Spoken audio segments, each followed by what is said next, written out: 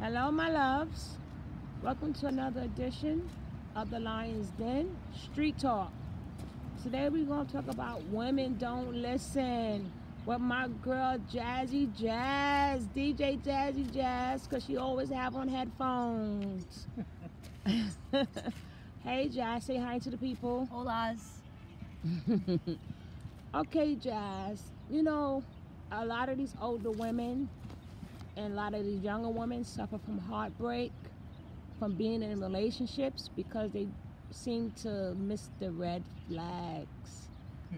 What are some of the red flags that men say to women that they don't seem to register in the beginning? I don't think it's so much what they say. A lot of people take too much account onto the words. Words are really meaningless. You have to watch the actions. Someone can tell you anything they want you to hear, and you'll be happy to hear it. But it's their actions. If their actions are contradicting their words, run. And also, I know it's easier said than done. Don't fall in love so quickly. You can't be in love with a person after knowing them a few weeks, a few months. I mean, you truly don't know a person until you actually live with them. What is, like, in the beginning stages of dating somebody, what are some of the actions of their actions you look out for? Given my limited history, we'll put that out there. I do have limited history with a true long-term relationship, but respect, that's it.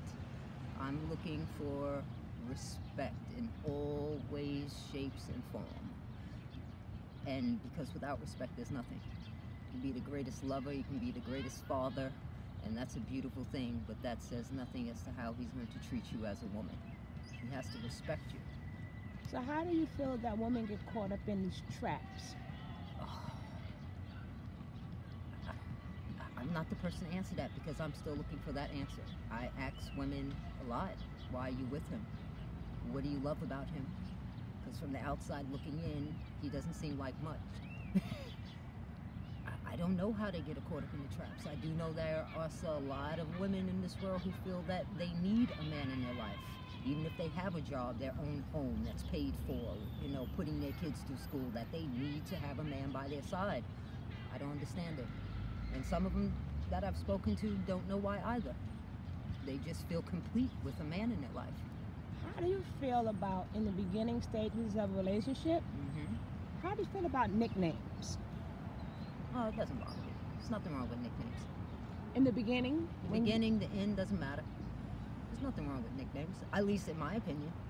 Because you have some women, you know, in the beginning they like to be called their name because anybody could be that, hey mama, or hey boo, like who's boo?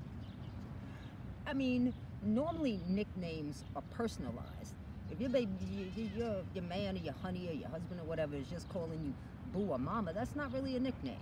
You know, nicknames are personalized to the individual. There's a reason why they're calling you that nickname. Yeah, but in the beginning, how do you get that nickname if you don't know me? Is that a red flag? No, I don't think so. It could just be a physical thing. You know, I mean, not to bring up old things, but my previous relationship, long-term relationship, called me Cracker. How you called you that in the beginning? No, not in the beginning. That was the end. Okay.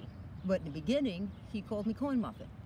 So what advice would you give to these young girls that's hearing a bunch of hoopla? There's no advice I can give to any woman who doesn't have self-confidence. Because if you have self-confidence, there's nothing I need to tell you. You know what you deserve. You know your worth. And the problem with young women nowadays, and with young men, it's not just the women. They don't know their worth. You do not have to settle for the first person who smiles and grins in your face and offers to, you know, buy you a whole new outfit. No. Do you think a lot of the pitfalls come from a lot of girls being abandoned, you know, from their dads? I'm going to say from my personal experience, no. But you have a lot of women who's looking for love in all the wrong places. Yes, they are. But if you still have your self-confidence and you know your worth, it doesn't matter. It's not necessarily looking for love. Some are looking for lust in all the wrong places. Because lust and love are two different things. You know. I noticed that a lot of these young girls, like, they attract a lot of narcissistic men. Do you know any red flags that she should watch out for, and it's like a beware run? Yes, if you speak of your hopes, dreams, and aspirations, and he has nothing to add onto it for your future, and he can only speak about what he wants for his life, run.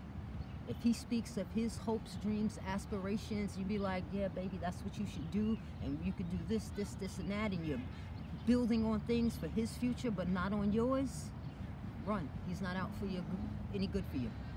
What about isolation? What do you mean, isolation? A lot of narcissistic men, they kind of start isolating you, like, from your family, but a lot of females don't know that clue. It's easy to know that clue. If the person you're in a relationship with doesn't like you being around people of the opposite sex ever. It could be your family. A lot of them take you away from your family. Well, but it normally starts from your male friends that you grew up with. He doesn't want you talking to other guys, or whatever the case is. But if he doesn't want you around your parents, and you think that's okay, then something's wrong with both of you. You know, you have a lot of men who does like that Prince Charming, like, syndrome. Okay. And a lot of females don't understand in the beginning. They don't understand that tactic. Can you elaborate on that? I'm not going to say the young girls are clueless. I have two daughters in their early 20s, and they're not clueless, and the friends that they have I've come across, they know what's going on in the world. But I've said it for a very long time, love is not for the weak. Love is the most powerful emotion on this planet, and if you haven't experienced enough, you will get caught up in all traps, no matter what you know, no matter what you've been taught, no matter what morals your family instilled in you.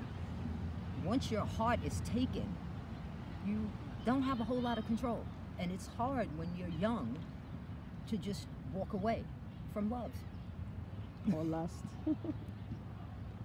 Well, I guess lust also. Lust is easier to walk away from, in my opinion, because lust is purely a carnal desire. You can go after it everywhere, but you can't find love everywhere. So what are some of the things, I know you said it, you know, actions speak louder than the words, but a lot of times women don't hear the game. What is like some of the games like the men could run on these women that they just be clueless? I don't know. I can't really speak on that. I've never had game run on me. I don't know the games that men or women, for that matter, can run on someone. Just be mindful of who you are. There's no particular game that someone can run on you I can give you an example of.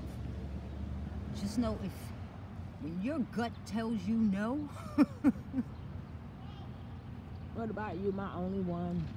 When your gut tells you no, everyone has that feeling. Everyone, I hope, has had the feeling where they were in a relationship, and in the beginning, you'd get butterflies just from hearing the person's name. You know, your heart would flutter.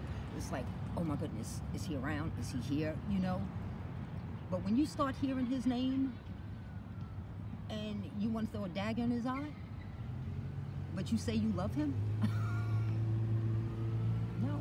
If you're in the beginning stages of a relationship, and to me the beginning stages of a relationship are anywhere within the first 5 years. Correct. If you're arguing on a weekly basis, run. Run as fast as you can. Go in the other direction. That is not for you. There's no reason for you to be within a relationship where there's heartache so soon in a relationship. 5 years is nothing. Do you think that a 16-year-old, 2 16-year-olds could be in love?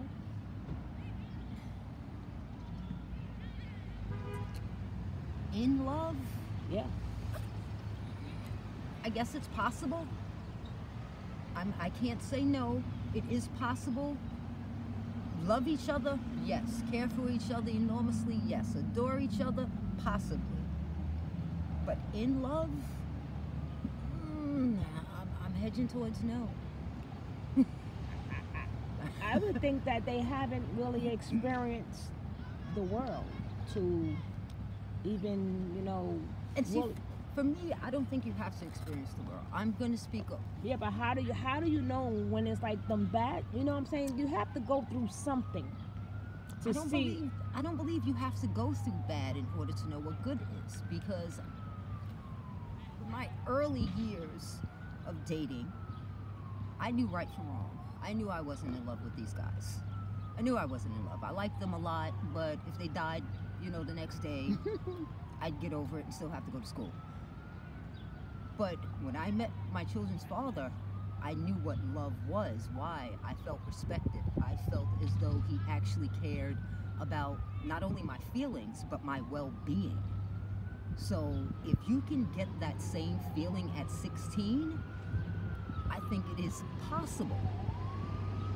I think it is possible. So what do you think the difference of dating between like young relationships and like over 40 relationships?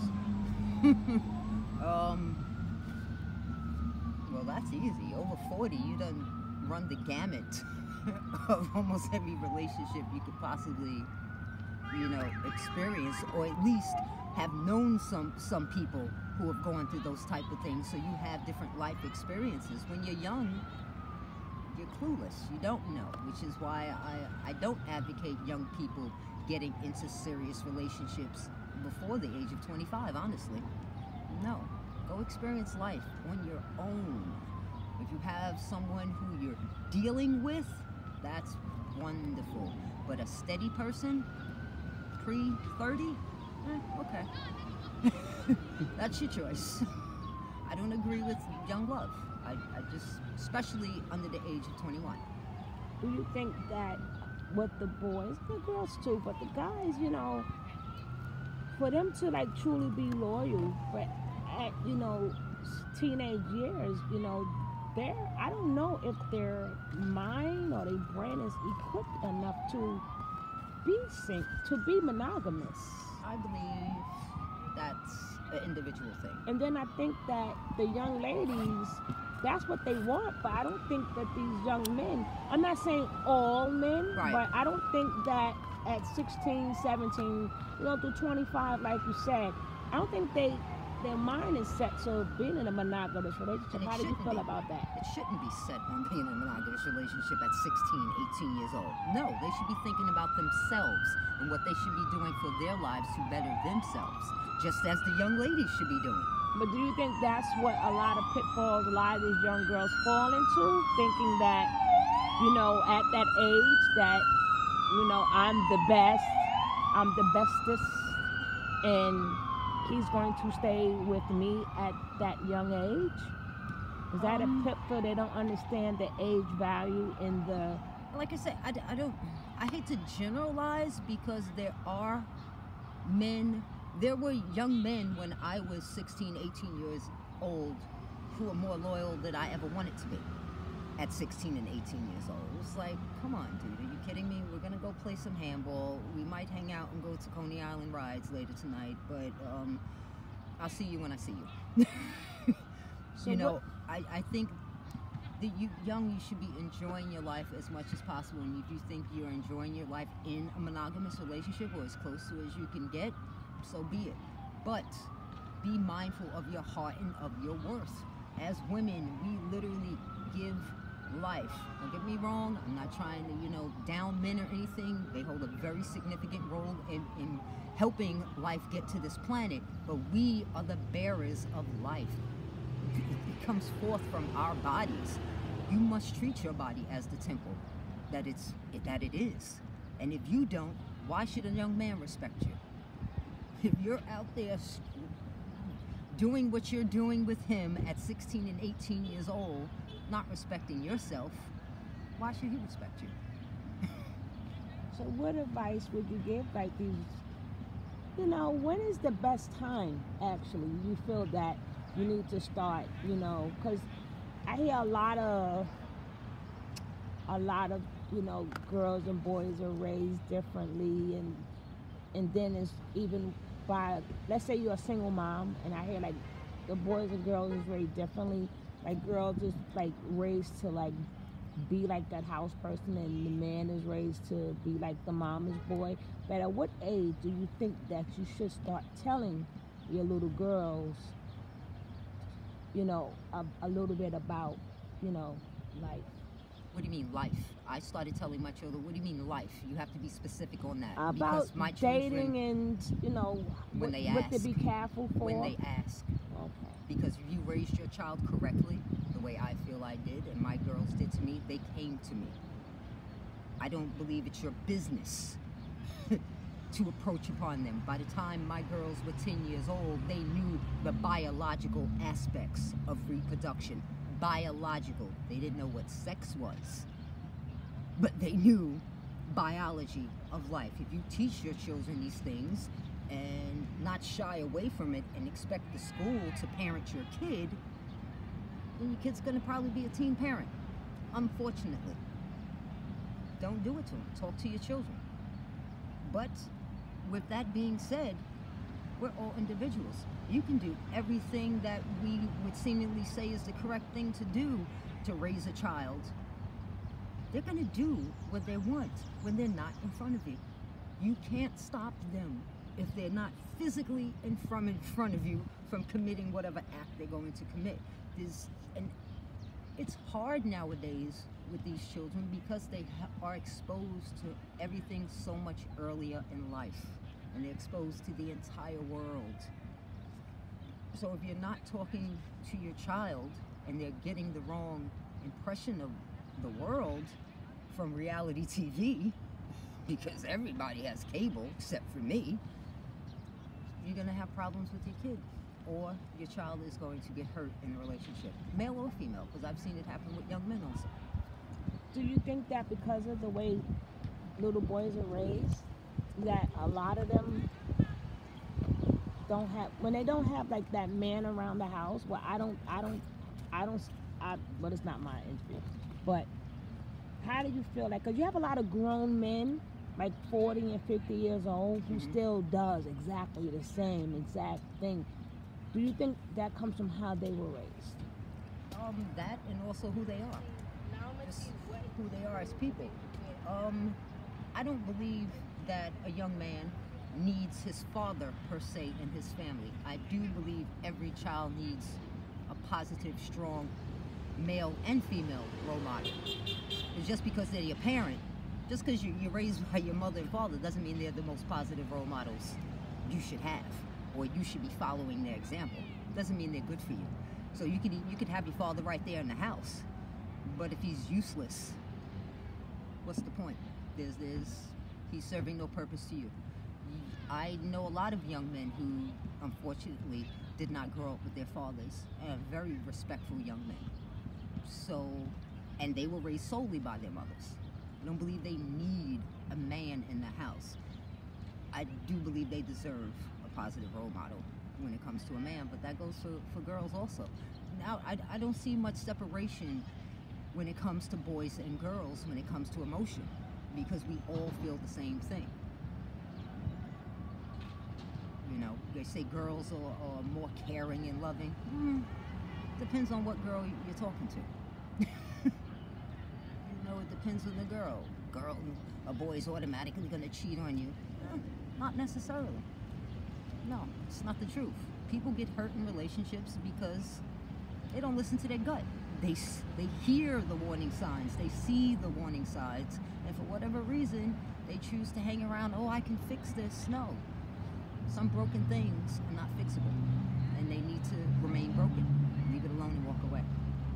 So basically, do you think a lot of women stay because they're familiar?